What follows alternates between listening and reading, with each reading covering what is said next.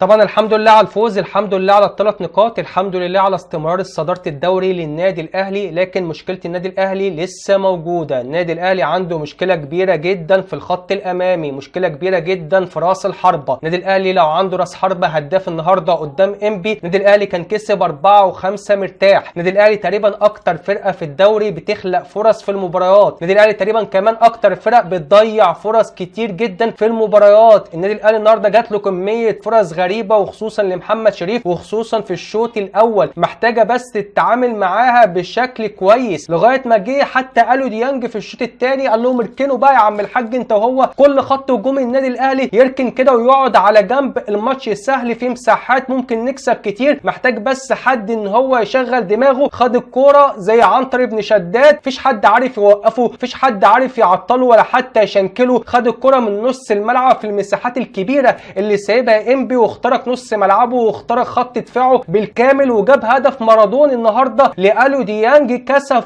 تقريبا كل خط هجوم النادي الاهلي وقال لهم اهي بتتعامل كده ببساطه شديده. خدت الكره من نص الملعب جبتها جون، المباراه سهله، المباراه في المتناول، وانبي بيلعب جيم مفتوح وجيم هجومي قدام النادي الاهلي على عكس المتوقع وعلى عكس اسلوب وطريقه كابتن طلعت يوسف، الاسلوب والطريقه الدفاعيه. ولكن لعيبه النادي الاهلي محتاجه تركز شويه بس في الفرص اللي بتجيلها قدام المرمى. اما نيجي نبص بقى على هدف قفشه، وطبعا الاسيست العالمي لعمرو السوليه اللي بسم الله ما شاء الله على عمرو السوليه النهارده عامل جيم على اعلى مستوى سواء دفاعيا ولا هجوميا، وبيدي هدايا للاعيبه النادي الاهلي. لكن بص الاول على تحرك قفشه في المساحه الفاضيه، طبعا محمد شريف نزل يستلم، هتلاقي قفشه بيتحرك في المساحه اللي فضها له واللي خلقها له محمد شريف بنزوله لنص الملعب. تحرك قفشه اول ما عمرو السوليه استلم الكوره بالنسبه لي 50% من الهدف، لان لو قفشه وقف في مكانه وما اتحركش في المساحه دي مستحيل كان قفشه قدر ان هو يروح انفراد ويجيب هدف عالمي النهارده. تاني حاجه التعامل المميز جدا من قفشه بقى في الكوره، وان هو شغل دماغه في الانفراد، وطبعا عدى من حارس المرمى وجاب هدف عالمي لقفشه النهارده من تحرك ممتاز لقفشه وتشغيل دماغ